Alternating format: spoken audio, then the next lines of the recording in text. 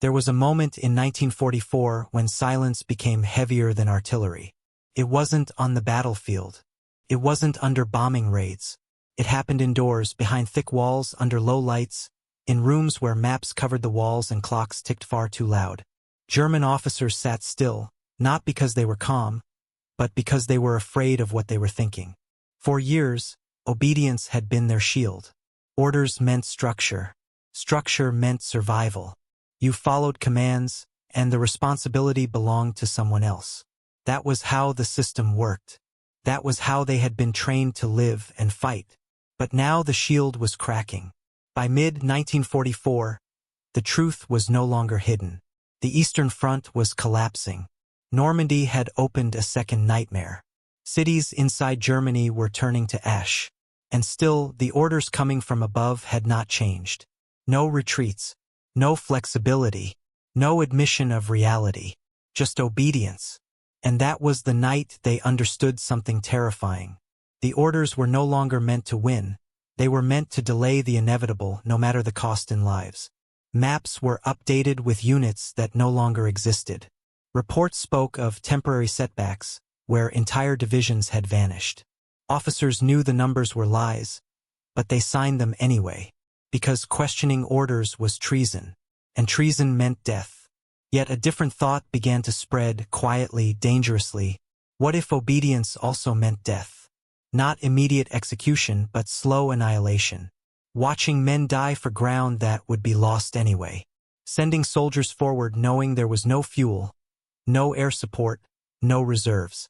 Carrying out commands that no longer served Germany, but only protected one man at the top. Some officers stopped sleeping. Others drank. Some stared at maps long after meetings ended, tracing routes that no longer mattered. They were trapped between two certainties: disobey and be destroyed by the regime, or obey and destroy everything they were sworn to protect. It was in this atmosphere that Claus von Stauffenberg moved through the system. He was not loud. He was not reckless. He was respected, decorated. A man who had already sacrificed his body for Germany. One eye gone, a hand gone, fingers gone. Proof that he had already paid his price. And yet, to him, the greatest danger was not death. It was submission. Stauffenberg had seen what obedience had become. He had seen orders that ignored reality, strategy shaped by ideology, commanders punished for honesty. He understood something many officers felt but could not say. Germany was not being defended. It was being consumed. The resistance inside the military was small, fragmented, cautious. These were not revolutionaries. They were officers who believed that the only way to save what remained of Germany was to remove the man who refused to accept the truth. Operation Valkyrie was not born from ambition. It was born from desperation. And on July 20th, 1944, when Stauffenberg entered the Wolfschanz carrying a bomb in a briefcase, he was not walking toward glory. He was walking toward a point of no return. Because if the attempt failed, everyone would know. And if it succeeded, Germany would still face chaos. But doing nothing was no longer an option. When the explosion failed to kill Hitler, the meaning of obedience changed instantly. Phones rang. Orders reversed. Loyalty was tested in seconds. Officers who had hesitated now rushed to prove allegiance. Those who had spoken cautiously now spoke loudly. Survival depended on how convincingly one could perform obedience. Executions began before the night was over. Men who had served the state for decades were shot in courtyards. Others were arrested at their desks. Some officers learned of the plot not from conspirators, but from the sound of boots in hallways. And inside that terror, one truth became undeniable. Obedience would not save them anymore. It would only decide how they died. Some officers doubled down, clinging to orders as if loyalty itself might shield them. Others went silent, retreating inward, obeying mechanically, detached from consequence. And some quietly, privately, crossed a line in their minds. They realized that the system no longer demanded service. It demanded sacrifice without meaning. That night did not end with peace. It did not end with liberation. It ended with fear tightening its grip. But something had cracked.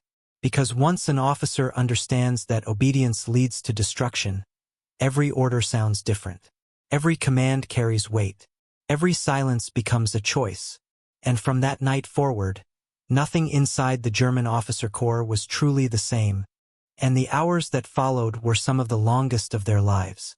Inside headquarters across Germany and the occupied territories, officers waited. Not for victory, not for orders that made sense. They waited for the knock on the door, for the phone call, for the moment when loyalty would be measured not by medals but by fear. Some men burned papers in silence. Others stared at their uniforms, suddenly aware that the symbols stitched onto them no longer meant honor, only suspicion. A few realized too late that neutrality was impossible. There was no middle ground left. Every order issued after that night carried an unspoken question. Is this command meant to win the war, or to prove I am still obedient? Hitler's survival changed everything. Not because it restored control, but because it exposed insecurity. The regime did not respond with confidence. It responded with panic. Loyalty oaths were demanded. Names were whispered. Accusations spread faster than facts. And the officers saw it clearly now. This was no longer a war of nations. It was a war of fear.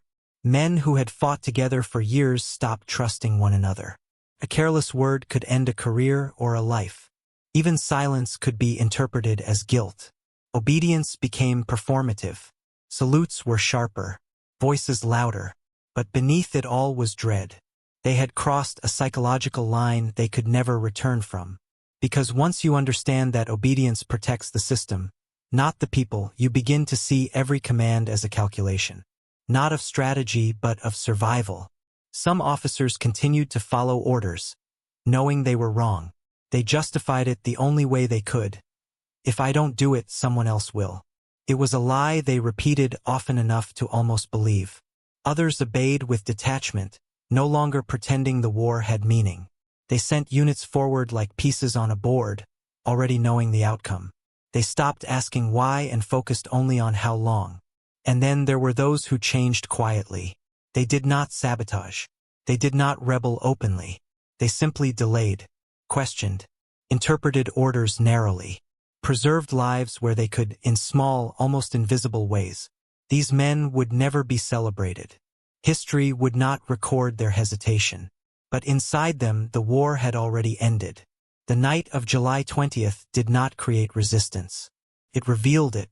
It showed how many officers had already lost faith, how many had been waiting for proof that obedience was no longer a virtue.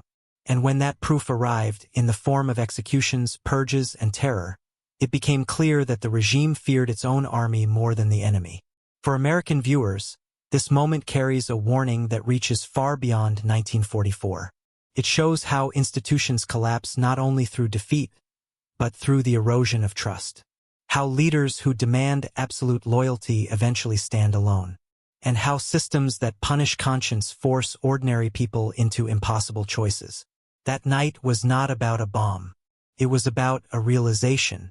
A realization that once obedience is stripped of morality, it no longer protects, it consumes.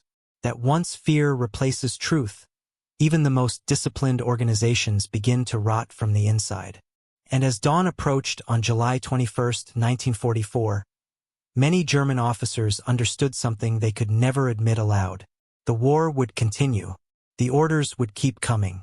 But the illusion that obedience was honorable was gone. They went back to their desks, their barracks, their command rooms, but they did not go back to who they were. Because once you see the machinery from the inside, you cannot pretend it is noble anymore. Orders arrived the next morning as if nothing had happened. Same tone, same certainty, same absolute language. Advance. Hold. Counterattack. No mention of the night before. No acknowledgement of the executions. No space for doubt.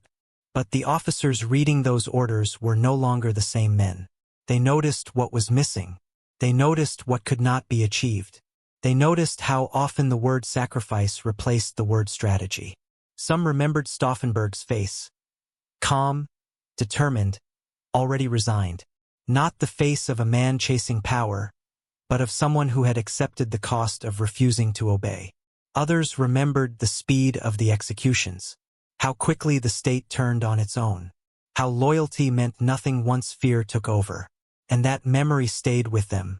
In staff meetings, voices still spoke of victory, but eyes avoided contact. The language of certainty sounded rehearsed now, hollow. Everyone knew the war was being prolonged not for Germany, but for Hitler's refusal to accept reality. The officer corps had been trained to endure hardship.